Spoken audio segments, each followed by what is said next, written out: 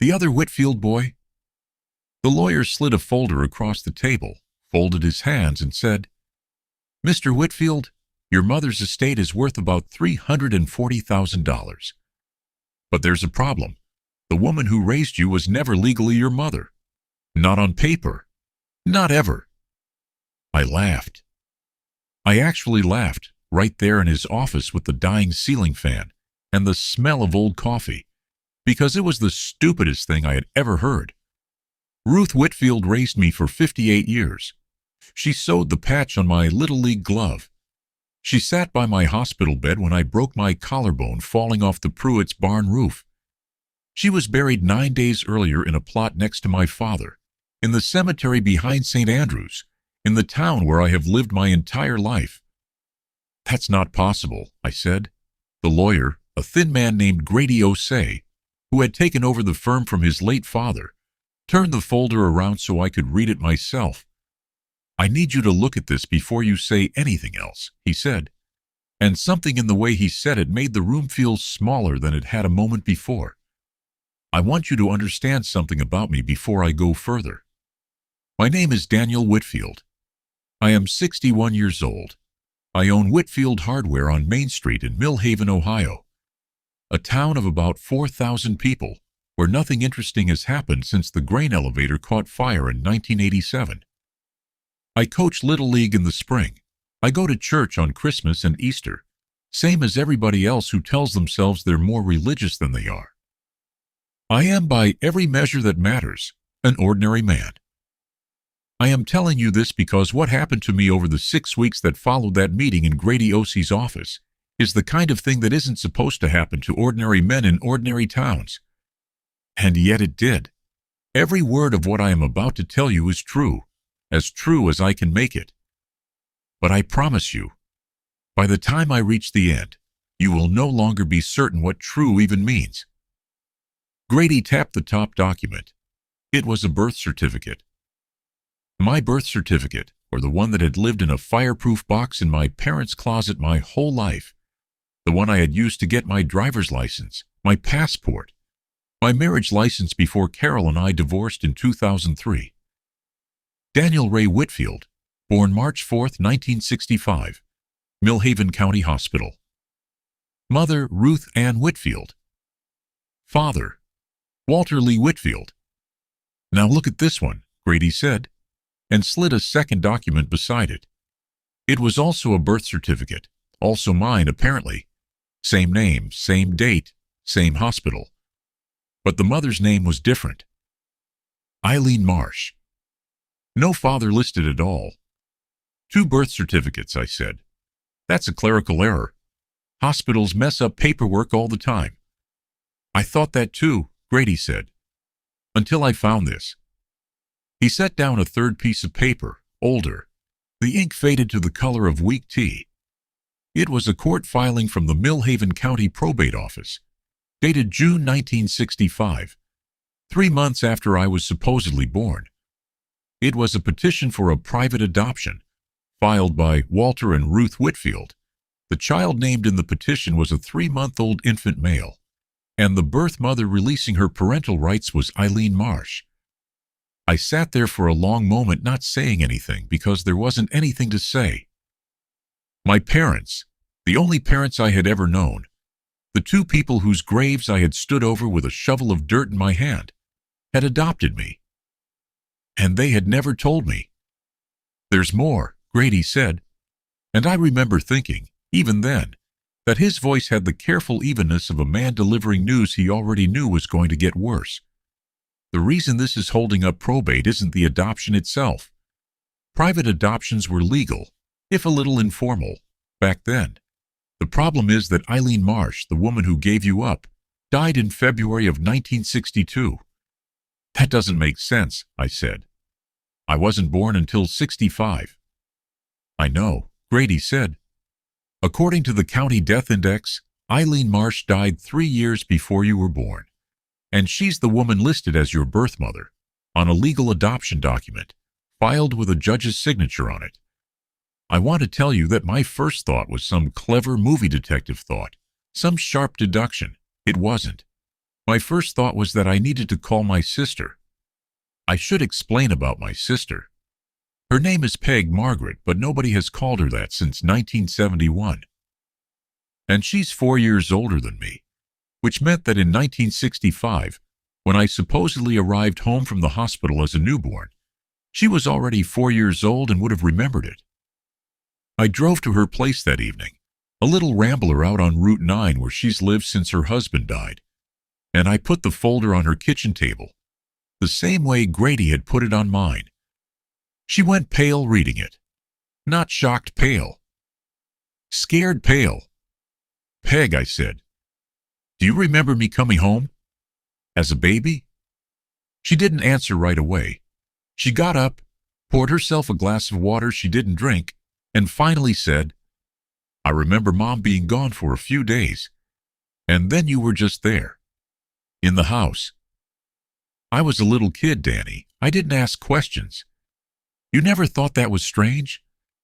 "I thought a lot of things were strange growing up in that house," she said. And there was something in the way she said it, clipped, final, that told me she wasn't going to elaborate, at least not that night. I let it go. That was my first mistake, though I didn't know it yet. I should have pushed. Instead, I drove home and lay awake until 3 in the morning trying to figure out how a dead woman could give birth to me. The next clue came from somewhere I didn't expect. A shoebox in my mother's attic. I went back to the house, my parents' house, which I still hadn't sold, 3 days later to keep looking, and up in the attic, behind a Christmas tree stand and a box of my father's old fishing tackle, I found a hat box with a rubber band around it so old it crumbled when I touched it. Inside were photographs, dozens of them, and in almost every one there were 2 babies, 2 identical babies, in the same crib, the same clothes, held by the same unfamiliar woman who was not my mother. I flipped them over. Someone had written dates on the back in pencil: April 1965, May 1965. Every photo showed the 2 of them together, and every photo was from before I would have come home in June. I sat on the attic floor with those photographs for a long time. I had spent my entire life as an only son with one older sister. There had never been a hint, not a whisper, not a birthday I couldn't account for, that I had a twin. It took me 11 days to find out who the woman in the photographs was. I want to skip past the tedium of it, the county archives, the calls to a records office in Columbus, a very patient woman at the Ohio Department of Health, who kept telling me my request required a court order. Because none of that is the interesting part. The interesting part is who I found at the end of it. Her name was Corinne Feld. In 1965, she had been a licensed midwife working out of a maternity home on the edge of Millhaven County, a place called Sparrow House that had closed in 1979 and which I, despite having lived in this county my entire life, had never once heard of. Sparrow House, it turned out, was the kind of place small towns used to have and don't talk about. A home for unmarried pregnant women, run half as charity and half as a quiet, profitable pipeline for private adoptions. Before the state tightened its laws in the 70s, Corinne Feld was 91 years old and living in an assisted care facility 40 minutes outside Millhaven. I almost didn't go. I told myself an old woman with 91 years of memory behind her wasn't going to remember one baby, let alone 2, from 6 decades ago. I went anyway because by then I couldn't stop. She remembered. God help me, she remembered everything. "You're one of the Marsh twins," she said. Before I had even finished introducing myself, before I had said a single word about why I had come. She was in a wheelchair by a window, and she looked at me, the way you would look at a ghost you had been half expecting your whole life. I always wondered which one of you would come first. "Which one?" I repeated. "There's another one?" "There were 2 of you," she said. "Boys. Identical. Your mother, your real mother, not Eileen. That name was on the paperwork to keep things clean, was a girl named Alice Corbin, 17 years old. Came to Sparrow House in the winter of '65, alone, scared half to death. And she wasn't scared of being an unwed mother. She was scared of the baby's father. Who was he? Corinne's hands, spotted and thin, tightened on the arms of her wheelchair. A man named Rudy Kastner, she said. You won't know the name. His family ran a trucking operation out of Wheeling, West Virginia, and they weren't the kind of people who ran clean businesses. Alice worked for them as a bookkeeper, if you follow me, and when Rudy found out she was pregnant, he didn't offer to marry her. He told her the baby was his property. Said it in those words, she told me. His property. I sat very still. So she ran. She ran to us, Corinne said. And when she found out it was twins, she got it into her head. And I have never in 60 years met a woman more certain of anything, that if Rudy Kastner ever found either of you, he'd use you against her for the rest of her life, or worse. So she made a decision most mothers couldn't make. She split you up. Different families, different towns, no record connecting the two of you at all. She picked the Whitfields for one of you because Walter Whitfield was a deacon at her aunt's church, and she trusted him. And she picked a family 200 miles from here for the other. You're telling me my mother gave away one of her sons to protect us? I'm telling you your mother gave away both of her sons, Corinne said, to protect you from each other's existence being known. That was the whole point. Nobody, including the two of you, was ever supposed to find out there were two. I asked her the only question that mattered. Is my brother alive? She looked at me for a long time before she answered. I don't know, she said. I lost track of that family in 1971. But I can tell you the name they gave him. It wasn't Whitfield. She paused, and I swear to you, in that pause I felt the entire shape of my life quietly rearranging itself. It was Kessler. They named him Michael Kessler. I want you to sit with that name for a second, the way I had to sit with it. Because I promise you it's about to matter more than you think. I knew a Michael Kessler. Not knew of. Knew. He was my best friend from the 3rd grade until he left Millhaven abruptly the summer we turned 19.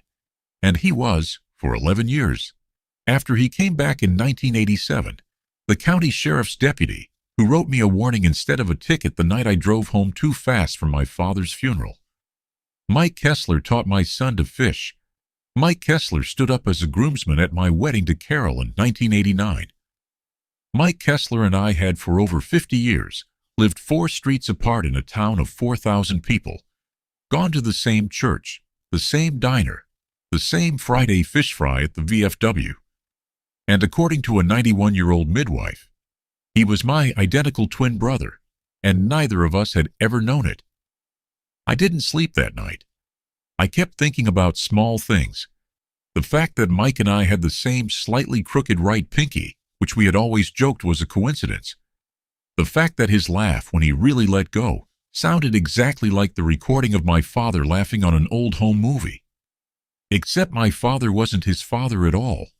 The fact that when people used to say we could be brothers, we would always laugh it off as a small-town joke. The kind people make about anyone who has spent 40 years drinking coffee at the same counter. I called him the next morning. I didn't tell him why. I just asked him to meet me at the diner. Mike was 61, same as me. Gray at the temples, a little heavier than he used to be. Still with that easy, unbothered way of carrying himself that used to make me jealous when we were kids. He slid into the booth across from me and said, "You look like hell, Danny. What's going on?" I put the photographs on the table. The 2 babies. Then I put Corinne Feld's name and the word Sparrow House on a napkin and slid it toward him, and I watched his face while he looked at all of it. And I want to tell you I expected shock or denial or laughter, because that is what I would have expected from myself 12 days earlier. Instead, Mike Kessler went very quiet and very still, and after almost a full minute he said, "I always knew I was adopted. My folks told me when I was 10. He looked up at me, and his eyes were wet, which I had genuinely never once seen in 50 years of knowing him. They never told me I had a twin, Danny. But I used to dream about you. Not you specifically, I mean I didn't know your face. I used to dream, my whole childhood, that there was somebody else out there who was supposed to be with me. I never told anybody that. It sounded crazy. We sat in that booth for 3 hours. The waitress refilled our coffee 4 times, and finally just left the pot. I thought, for a few days, that this was where the story ended. 2 brothers separated as infants, reunited by accident 61 years later, in the same small town neither of us had ever left. It felt finished. It felt like the kind of story you tell once and then spend the rest of your life retelling at Thanksgiving. I was wrong, and the thing that proved me wrong nearly cost me my brother a second time. It started with Mike's adoption file. He had a copy of it, something his parents had given him years earlier, and buried in the paperwork was a name I hadn't expected to see. Kastner. Not Rudy Kastner, but a cousin, a man named Earl Kastner, who was listed in the file as having made a small, informal payment to the family that raised Mike. Back in 1966, 1 year after the adoption. No explanation, just a name, a date, and a figure. I sat with that for exactly 1 night before I convinced myself I understood it. I decided Rudy Kastner's family had found Mike after all, had paid to keep him quiet, had been watching him his entire life. The way a spider watches a fly it has already decided not to eat yet. I told Mike. I told him I thought his own family, the Kesslers, had taken money from the very man our mother died running from. I watched something in him break a little when I said it, because for one terrible day, he believed it too. He stopped answering my calls. He told me later that he sat in his truck outside the sheriff's station for 4 hours that night, running his father's name through every database he had access to, trying to find out if the man who raised him had been paid to look the other way, while a killer circled his own son. It took a records clerk in Wheeling, a stranger named Donna Pruitt, who did not have to help us and did anyway, to set us straight. Earl Kastner, it turned out, had no connection to Rudy at all beyond a shared last name and a hometown. He was a traveling insurance adjuster who had, coincidentally, settled a minor property claim for the Kesslers the same year the payment was recorded. After a barn fire damaged half their equipment, the payment wasn't hush money. It was an insurance settlement, filed under a name that happened to match a monster neither of us had met yet. I apologized to my brother in the parking lot of the sheriff's station, and he forgave me before I even finished the sentence, which somehow made me feel worse than if he hadn't. But it also did something neither of us expected. It reminded us both that we had spent our whole lives assuming the worst was already behind us, when in fact, the worst hadn't happened yet at all. It was still out there, waiting in a file we hadn't opened. That file came 4 days later, on a Tuesday night when Mike called me at 11 o'clock, and his voice had none of the calm I had come to expect from him in 25 years of him talking me down off one ledge or another. "Danny," he said, "I need you to come to the station tonight. There's something in the old case files you need to see, and I don't want to say it over the phone. The Millhaven County Sheriff's Department keeps its cold files in a basement room that smells like mildew and toner." Mike had a single folder open on the table when I got there, and his hands were not steady. "Rudy Kastner," he said. "The man Corinne Feld told you about. The one Alice, our mother, was running from." He turned the folder toward me. "He didn't stop looking, Danny. There's a missing persons report here from 1971. A woman named Alice Corbin, last seen in Millhaven County, reported missing by her sister. Nobody ever found her. And there's a note in the file, handwritten from the deputy who worked it, that says a man matching Kastner's description was seen in town, asking questions about a woman and, quote, possibly 2 children, 2 months before she disappeared." I felt the floor tilt under me the way it does in dreams. "You're saying he found her?" "I'm saying somebody made her disappear," Mike said. 6 years after she gave us up to keep us safe. "And I'm saying that whoever did it either never found out where we'd ended up, or found out, and for some reason left us alone." He closed the folder, There's one more thing. This case was never closed. It's still technically open, Danny. Which means, technically, we could still find out what happened to her. I'm not going to walk you through every step of what came next, because it took another 8 months, a private investigator, a records request to the West Virginia Department of Corrections, and more patience than I knew I had. But I'll tell you what we found because it's the last piece. And it's the one that finally let me put this whole story down. Rudy Castor died in prison in 1979, serving time for an unrelated extortion charge that had nothing to do with Alice Corbin at all. He never faced a single charge connected to her disappearance, but in his personal effects, cataloged and boxed and forgotten in a West Virginia state archive for 45 years, there was a letter he had never sent. It was addressed to no one. In it, a dying, frightened 36-year-old man confessed, in his own shaking handwriting, that he had confronted Alice Corbin in the fall of 1971, that she had refused to tell him where her sons were, even as he threatened her, and that, in his rage, he had killed her and buried her on his family's property outside Wheeling. There was one more line in that letter, one Mike found on his own, reading it alone in his truck before he ever showed it to me. And it is the line neither of us has ever fully recovered from. Kastner wrote that in the final minutes, when he demanded to know where the boys were one last time. Alice looked at him and said only one thing. She said, "You will never know if there were 2 or 10 or none at all. That is the only gift I have left to give them." And then, according to his own confession, she said nothing else, not one more word, for the rest of her life. We found her remains in April, on what used to be Kastner land, exactly where the letter said. Mike and I buried our mother, Alice Corbin, 17 years old when she made the hardest decision either of us will ever understand, 37 when she died protecting a secret she had carried her entire adult life, in the Millhaven Cemetery, in a plot 2 rows down from Ruth and Walter Whitfield, the 2 people who raised me without ever once making me feel like anything other than their own son. People ask me now what I think the lesson of all this is, if there is one.